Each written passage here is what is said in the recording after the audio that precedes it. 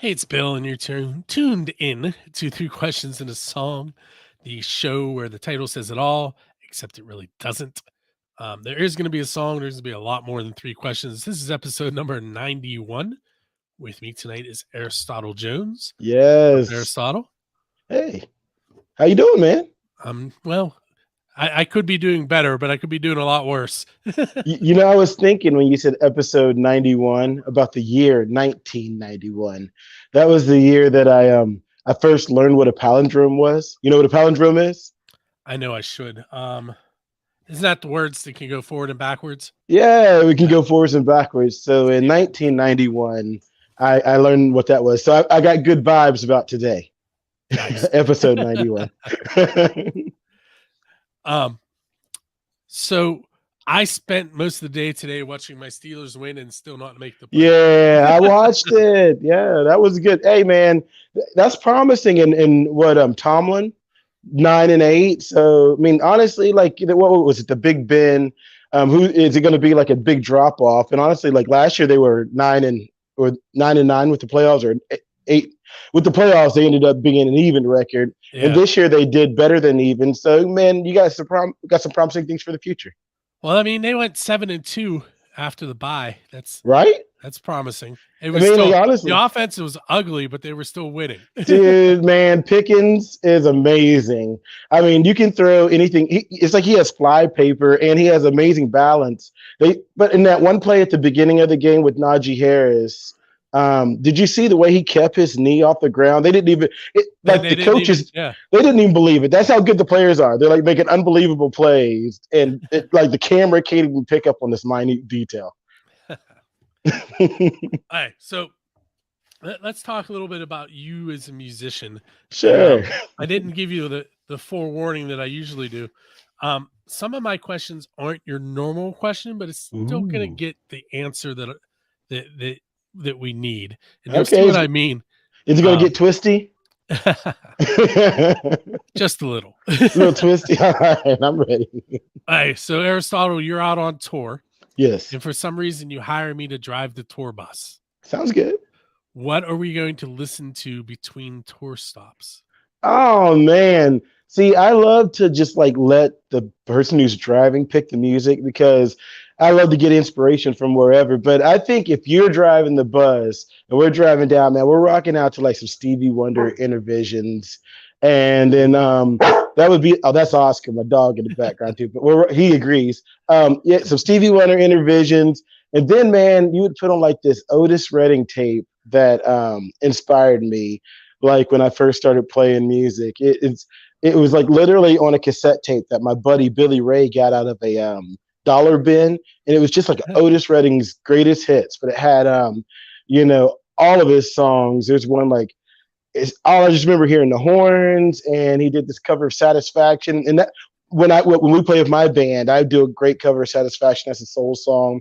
And it's just, man, you would dig it. I'll send you the link. So those would be like two of the top of my playlist, and then maybe like some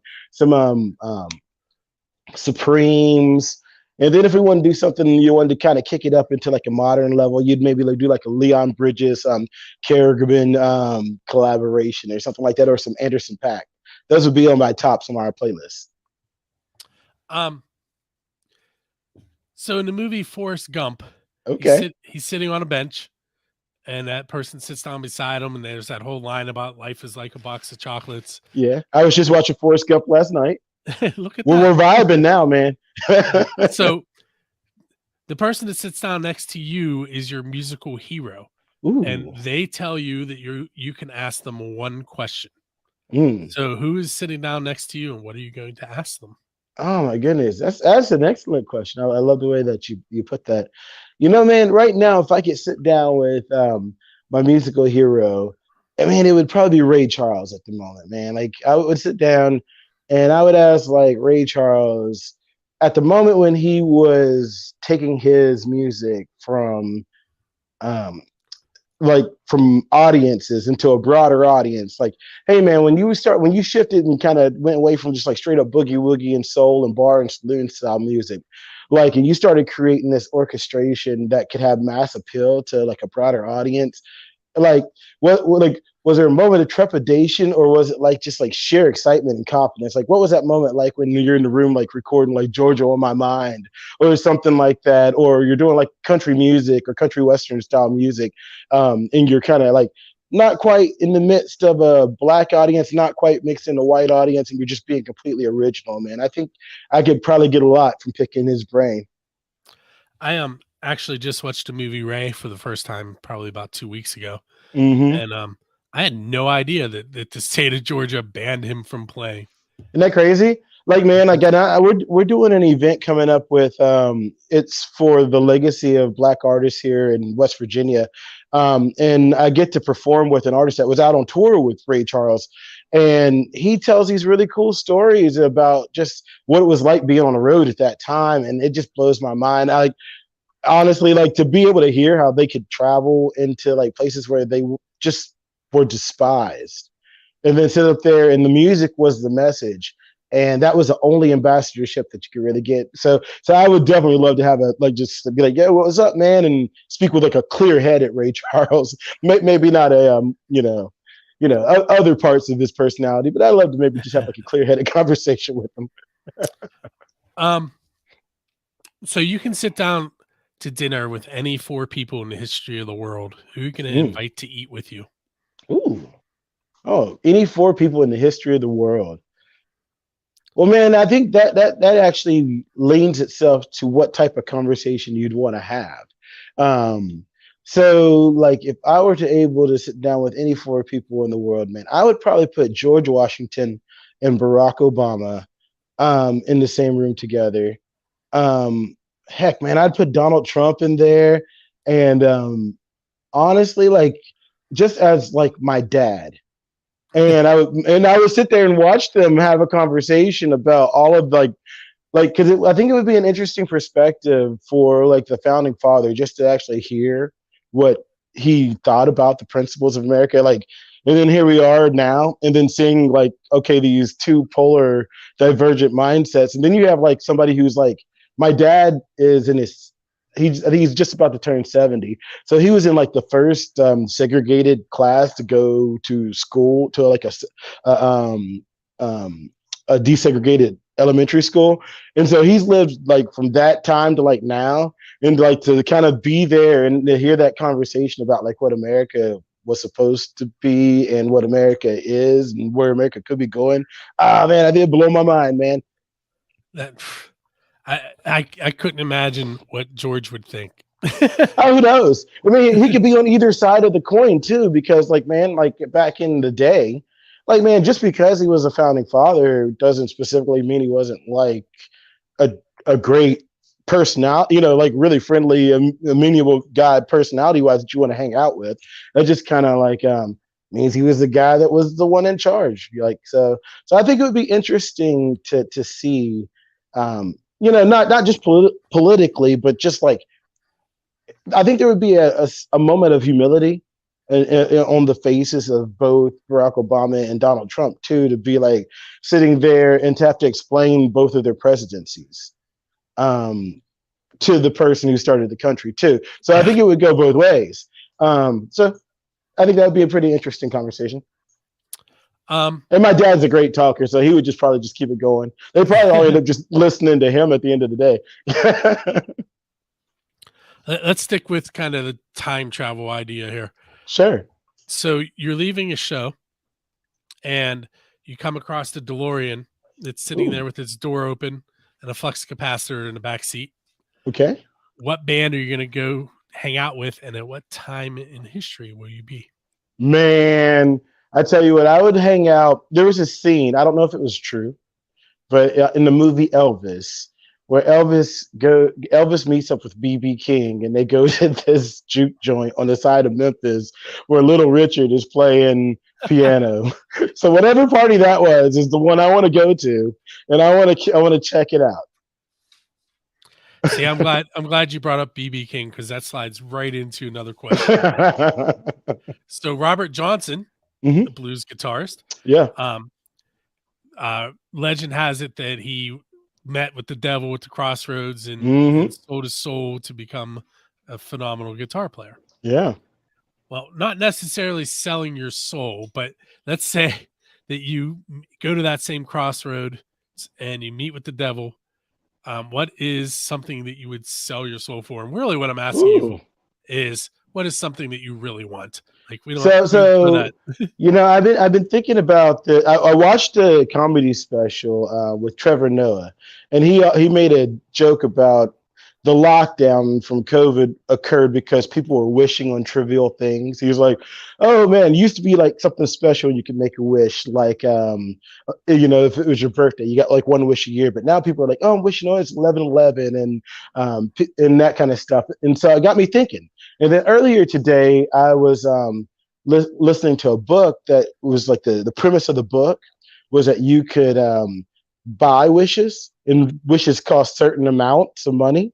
And so it was kind of like a parallel to life, actual life. But and so I was like, wow, man, like there's this theme of wishes and keep coming up. And this would be something that I would consider along that line of a question. So if there is something that I was in a great bit of philosophy I got from a fortune cookie once said, in order you're going to have to trade in everything you have for your new life. To get something different, you're going to do something different. And so I believe, man, like if I was able to obtain anything through a request that I could have, truly it would be an opportunity to let my musical light shine as bright as it can, and to connect and create opportunities for other people, and that could connect the dots between the narrative of America. Like honestly, I know it seems like a really weird and broad kind of like altruistic thing, but I think like for me, finding a place in in in um in the landscape of the fabric of America for like a rural country black guy and laying at an intersectionality. Like I believe there are more stories to be told. So I would like my wish would be like let's embrace more of those stories because that gives more room for more voices. Not and that ultimately that amplifies mine. So I know that seems like a cheesy like oh man I wish all rainbows and fairy tales taste like lollipops, but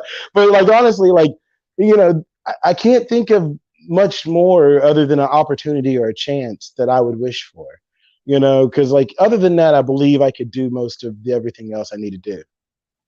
Cool. Hey, so now we're gonna get a little dark for a moment. All right, let's get dark. Okay, Away from the fairy tales and unicorn wishes. so there's an apocalyptic event, Nice. and it wipes out all but a Mhm. handful of people on Earth, and one song from every artist. Ooh. Which Aristotle Jones song should remain behind and help repopulate the Earth? Ooh, that's a good one. So if you needed a song to repopulate the earth, that's gonna be my song Ready. It's grooving, man. It's sexy. It's like Marvin Gaye meets like man, the Appalachian Soul Man. Honestly, like, but I think that's a good one. I wrote it because it's like sometimes you know and they know, but you need that little nudge, and that's the little nudge you need. So hopefully that'll get some mojo working to repopulate the earth. See that question, like you definitely picked up on what I was putting down, but some artists don't, and so it's cool to see the reaction. That's great. That's a good question. You um, said it was going to get dark. That wasn't dark, man. You might want to well, light. I killed off most of the Earth to ask Oh, for well, hey, man, you got a better chance, man. The numbers are in your favor. All right, so Kiss played in a bay in Australia to great white sharks, Okay. and Metallica played in a dome in Antarctica. Mm. What is a non-standard venue that you would like to play at? So basically, Ooh. anywhere in the world. Like, okay, nice. I like that question because like it's yeah, that one makes you think. So if I could put on a concert anywhere in the world, where would I put on a concert? Man, I tell you what, man, that's a stumper. Hmm. All right, give myself the question. I've never really thought about that. All right, here we go. So if I was just gonna like say I was gonna put on any concert anywhere in the world, I would say, man, I would, and I could use anything as an amplifier. Ah, man, I would say I'd probably go down to the bottom of the New River Gorge with some gigantic speakers down in Fayetteville, West Virginia, right? Because Yeah, you like get what's some cool great about that is reverb there, I you get think. that reverb, yeah, and like you know what I mean, like and it's the pretty it's a pretty steep sheer side, you know what I mean, like so you're gonna get it, and then man, what I would like to do is then take microphones that were dispersed throughout the hillside as the echo was getting, and then I would like to remix that back and sample that. And so I'd kind of like try to feel the vibe of the just the gorge and see how like how one how quiet I could be and still like get some signal, you know, and really do a dynamic show, or two just be really loud. So I would give a few different fun ones, man. I think that'd be a fun show. You Well, just how gave about me you? Because I don't. I mean, that is interesting. I mean, that's a brain teaser. Where would you put on a rock show that would be non-traditional? ooh, I hate when my questions get turned around on me. No, because I mean, There's I mean, you know what? In Central Park, I was there. yeah. There's this like an I don't even know what you would call it. It's almost like it looks like a bridge, but Hmm. it's not. There's like a brick walkway under it. Yeah. And when we were there was a person in there singing, just singing. And Ooh. the natural acoustics in that area, Yeah. like you could hear them throughout the park. It was so cool. You So know, I one think thing I want maybe to something do. like that. Well, the you talk about the natural acoustics, man. I want to, if I had a chance, I would just travel around to old buildings, like you know what I mean, like and just see what it sounds like, and just play in old structures that were across everywhere. Because I know like they used to make these buildings like before amplification that were like dialed in for acoustics, and now they're just like PTA buildings. You know what I mean? And so, so I would definitely try that out. That's fun. You can make me think. I'm about to write a list now. All right, so I'm going to give you one more question, then we'll talk about your song that we're here to Sure. feature. Okay. Tell me about an embarrassing moment you've had on stage. Ooh. There's a few small ones that I have.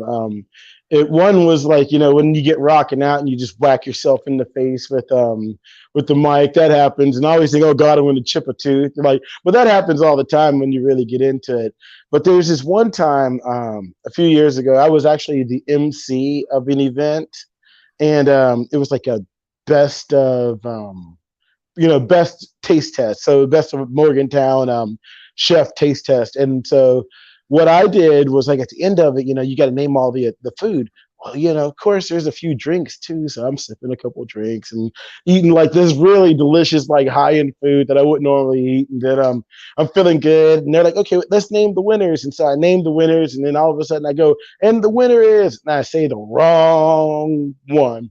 And they come up and they grab all the stuff and they're happy. And then they come and tap me on the shoulder and they're like, they're not the winner.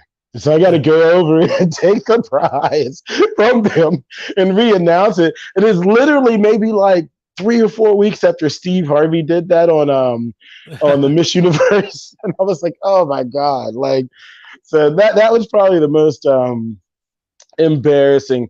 I've gotten to hop around like recently. I've been working out, so I'm in a little bit better shape. So I didn't realize I've been in like as good a shape, and I'm moving more on stage. And I've been like bumping into my saxophone player a lot too, but it gives me dirty looks, and then we just keep grooving. So the song we're going to feature tonight is "Straight to You." This, Yes, as I told you off there, this is like your MTV storytellers moment. sure. What can you tell me about that track? Man, straight to you. I love it. It's a really fun song. I wrote it. It was like the first day of 2020 when I wrote this song. Like I'm hanging out, you got the day off. I'm like, I'm gonna spend some time writing some songs. So on January 1st or January 2nd, I'm writing a demo for this song. I just had a tour that was scheduled like everybody else that I was going to kick off in March. So I wasn't planning on really doing much with the song other than kind of like using it to get in the rotation. And But the thing was, is I wrote this really cool song that is about a musician that goes out on the road and he gets a little bit homesick and he wants to, he's talking to his family back home. He wants to get home to them, And so the lines are like, I want to be close to you, holding your hands and walking in the sand and being close and, touching and stuff. And all of a sudden, boom, everything was closed. You couldn't go anywhere. You couldn't hold hands. You couldn't do anything. I'm like, I have this song that is completely inappropriate right now. Way too happy for the moment. But so it kind of got, worked on and revised. But the idea of like the song for me, where I live now is this little town called Osage, West Virginia, and it's on the northern end of Morgantown. So we're in the Pittsburgh metropolitan market, but we're like probably at the southern tip of it. And like it was this little coal mining town where my mom and my dad met, moved when I was first born, but where my granddad lived and met my grandmother and my great grandfather lived. And so my family's been here for a long time. So when I moved here, I just kind of got like holed up and locked into this town, and I couldn't go anywhere or do anything. So a lot of the songs that I wrote, I decided I was going to write about love in the context of what it means to be like what my grandparents would be listening to a little bit, or what my dad was listening to, or the music that inspired me kind of came through in the styles that I chose for the songs. So Straight to You, a lot of the influences for that were like Sam and Dave, Otis Redding, the early like doo-wop rocky sound, like rock and roll kind of sound. But I used modern kind of like modern samples and styles. The way that the drums approached it was to kind of trigger a little bit like more of a modern groove to it. And so CJ Wren did all the horn arrangement. David Haley played on the drums. Cody Barcroft out of Buffalo, New York, played the bass.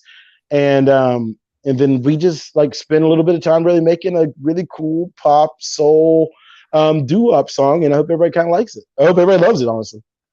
Cool. So what we're going to do now is we're going to take a moment. We're going to listen to Straight to You. We'll be right back with Aristotle.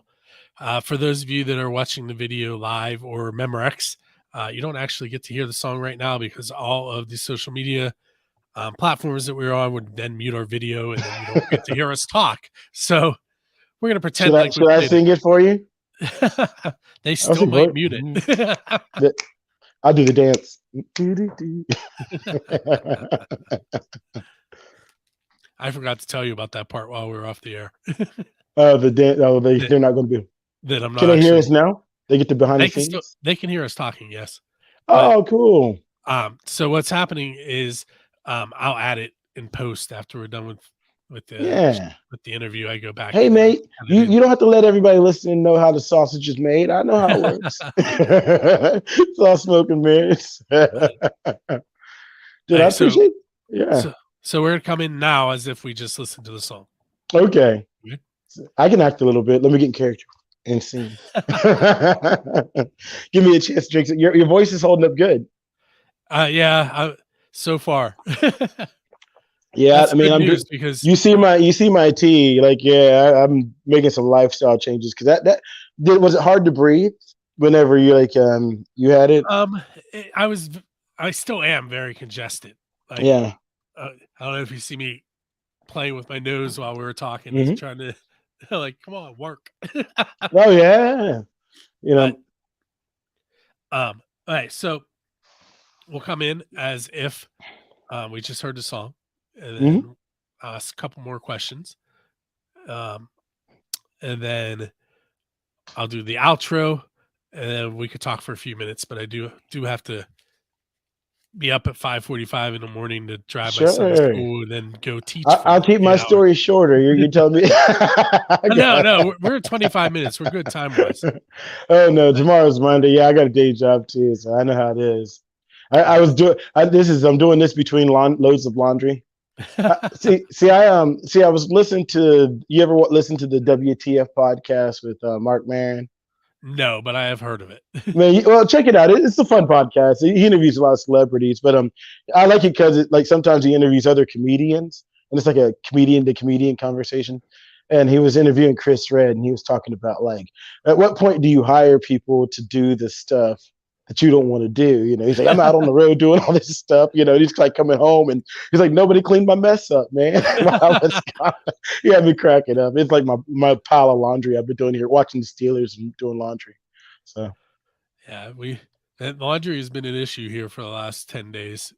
Oh man, Because everybody's sick and our washer broke. yeah. How old are your kids? I have twin 12-year-old daughters and a 14-year-old Mm-hmm. son.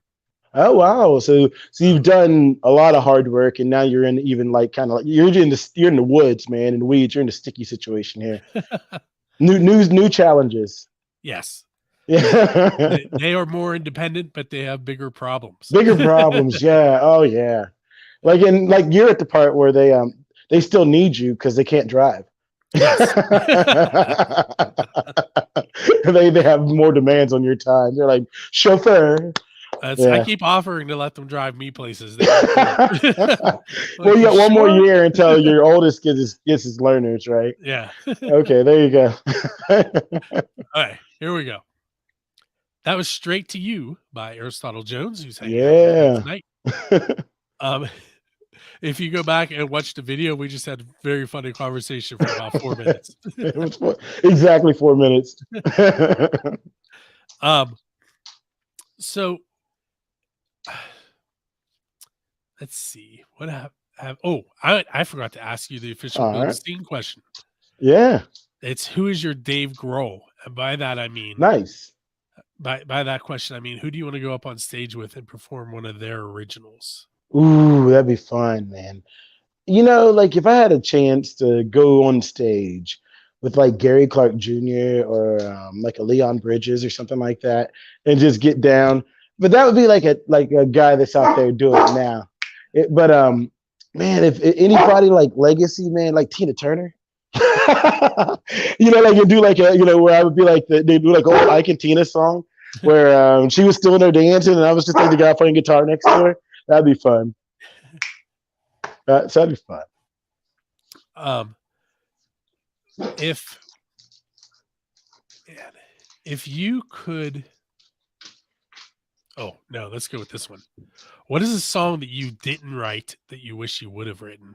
Ooh, All My Life by Casey and JoJo. I know it seems so. Man, you ever hear a song like when songs come to me? I mean, like I wish I could say I'm like the kind of person that could just sit down and lyrically focus into like the depths of the sea and write a song. But like for me, like it just all hits me and I'm like it transmits through me, and then like once I hear it in my head, and then I try to get it out.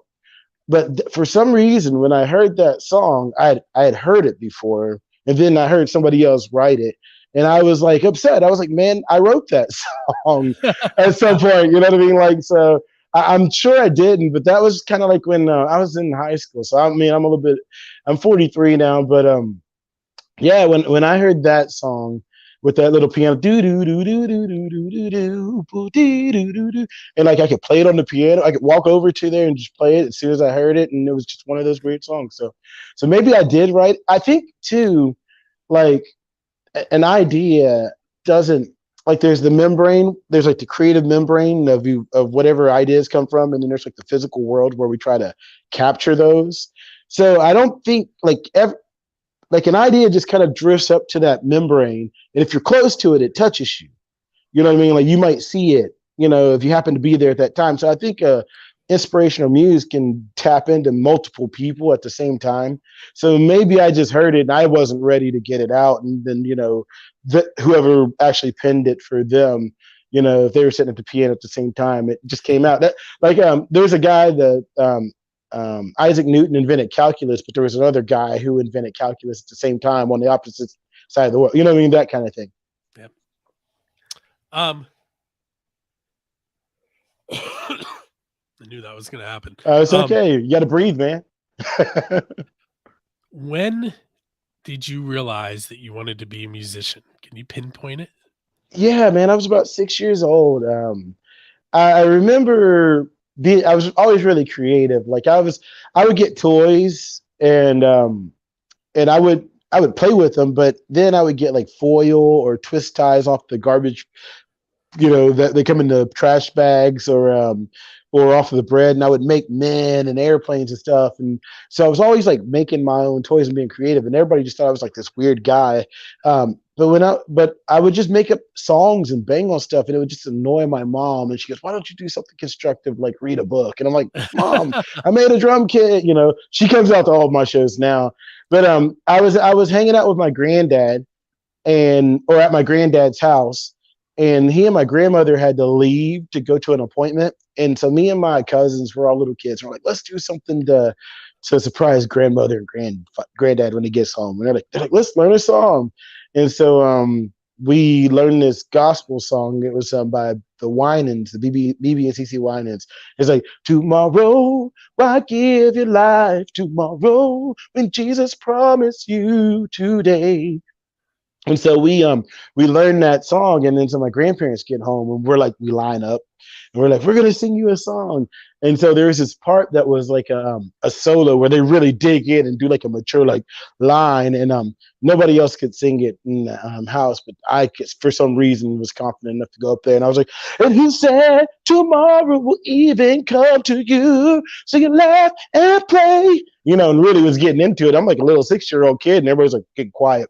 And then my granddad's like, hey man, why don't you come over here for a second? And I'm like, okay, did I do something wrong?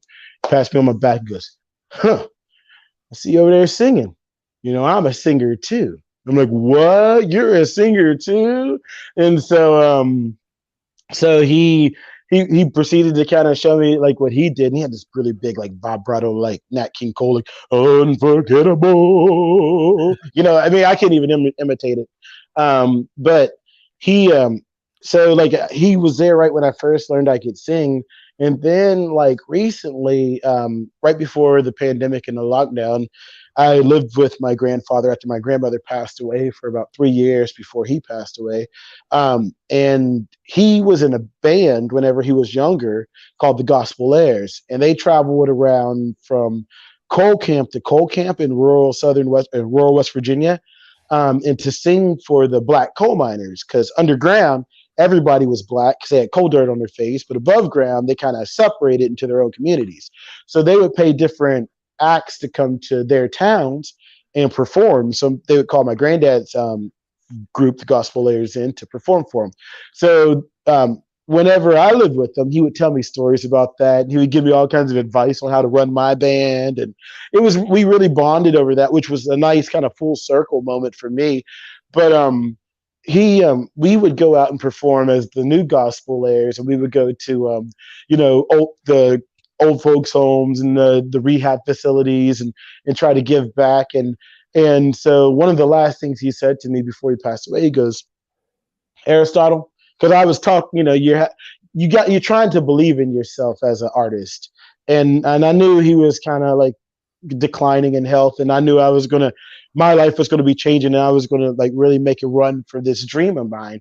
And he could kind of hear a little bit of trepidation and wavering in my voice, and so his mind had started to slip. But he looked up to me and very lucidly looks at me in the eyes and goes, Aristotle, be yourself. You know what you're doing.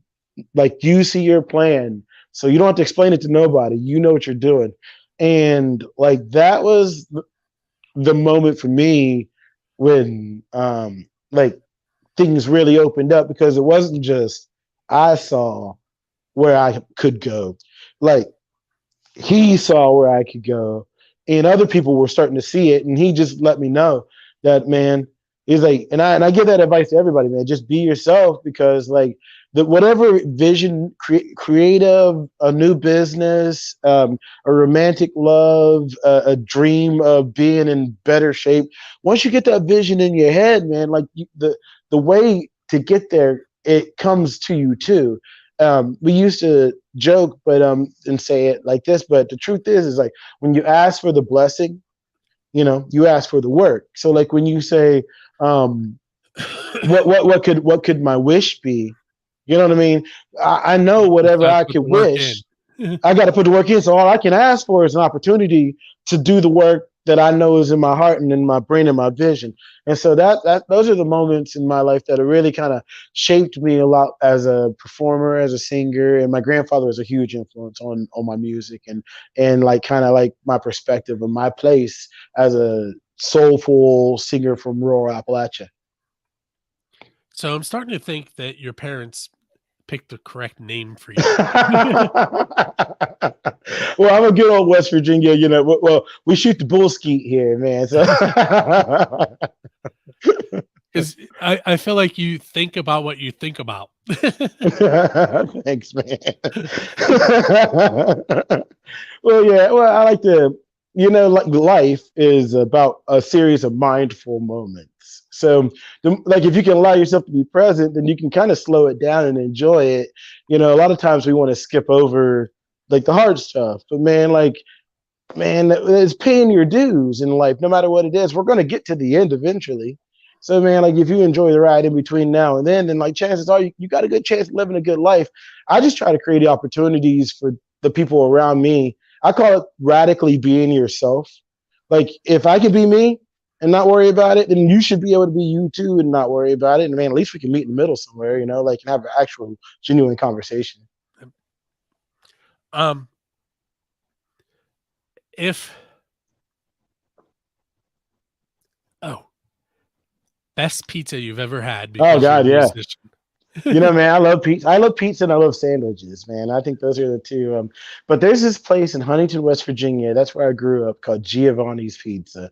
They did this, man, right when I was starting out as a musician, like being in bands. I had this really cool band called Aristotle and the Excellent Lovers. It was me and my best friend Sam Lowe, and then we had a guy from Saudi Arabia named Farouk, and a guy named Mark Grizib, and it was kind of like the foundation for like the sound that I have now.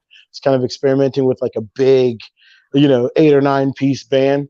But so obviously it was like the early 2000s, and money wasn't, like I don't think bands have gotten raises in pay since like 1970. So like, I mean, like we're all trying to survive. And they had this pizza that was called the Party Special. And the Party Special was this huge ass pizza or this gigantic pizza. Uh, and it was 2 toppings and a drink and a bag of chips, and it was like $20 or something like that. And we would get all of this. So this best pizza I had, this one magical combination that we got this one time. I'm not going to say this was generally the best pizza overall, but this one magic pizza that we got was meatball and salami, and somebody splurged and got pineapples on it. And trust me, it was the wildest pizza that you'd ever had, and it was delicious. It was a meatball, salami, and pineapple pizza from Giovanni's in like 2004.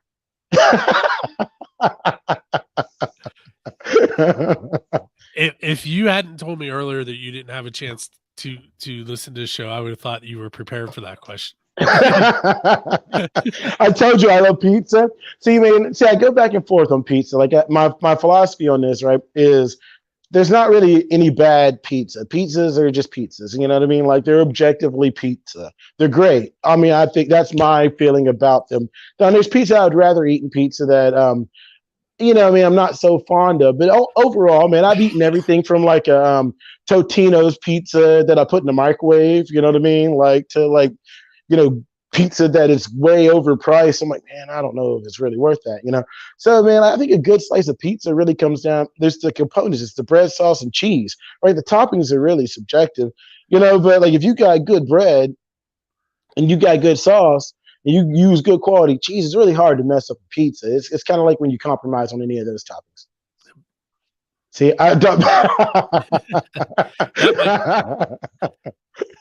So I named some of my questions. That might have to be the Aristotle question.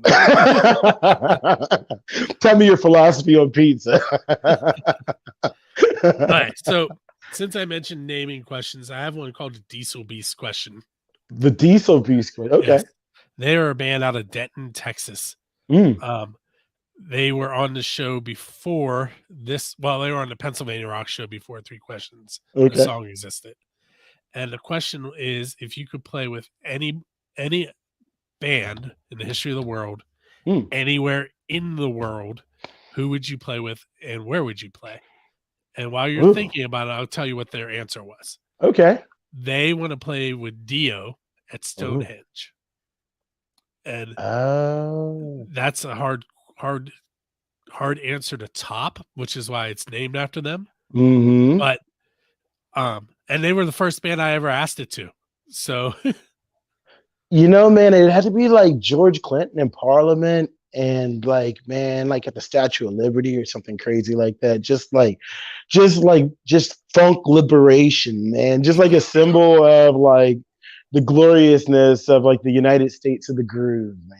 Like just lay it out there, you know what I'm saying? Like not to be, but I think it would be fun to play with like George Clinton in Parliament, like circa like the Mothership Connection, you know, like when they had like the spaceship on stage and they were just like George Clinton's handing out like tons of counterfeit money and paying, like it had to be an amazing time. And so like if you could take that show anyway, you know, or like James Brown, you know what I mean? Like, geez, man, if you could take like the James Brown machine, like when he's out there with everybody dancing on multiple levels and just like every every time somebody brings up James Brown, the only thing that pops in my head is the California Raisins commercial. you, you know, the fun show that I think would just be interesting to watch would be like James Brown at the Grand Ole Opry or something like that. Because he would have it, he would rock it, you know what I mean? Or Johnny Cash at the Apollo or something like that. It would just be like a, you know, he sits up there. I'm Johnny Cash. That'd be awesome.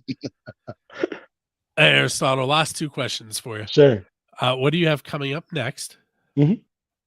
Oh, well, coming up next now on Saturday, January 14th in Morgantown, West Virginia, we're doing a fantastic event called Those Who Came Before. There's a filmmaker named Doris Lady D Fields who has done a deep dive into Black contributors from the 20th century that throughout Appalachia and West Virginia specifically.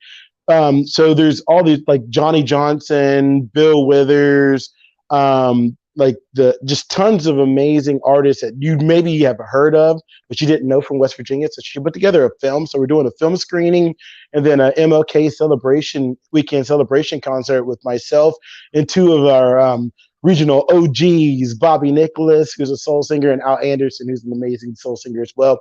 My band, we get to be the house band, and it's going to be fun. You can go to aristotlejones.com and purchase tickets if you're want to come to Morgantown.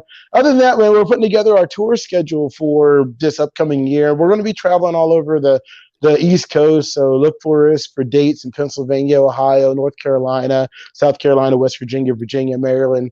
We travel regionally pretty strong. Cool. And where can people find you? Like, where can they find your music? Yeah. Check us out on all of the Aristotle Jones. Now, there's two Aristotle Joneses, believe it or not, on Spotify or Apple Music. One guy's a rapper from Boston.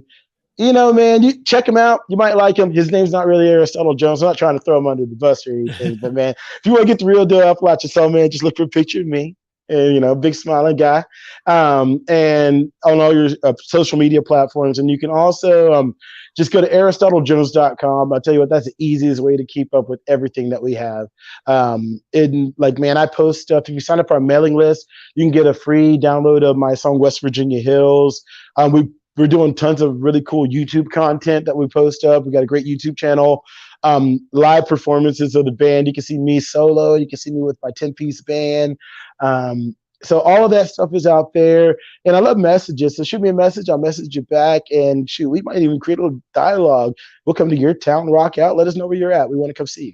Cool. Hey, I want to thank you for hanging out with me on episode 91.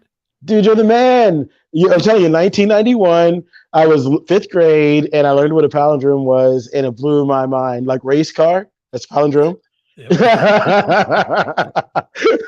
See, I'm trying to get a palindrome with Aristotle. It hasn't quite worked yet.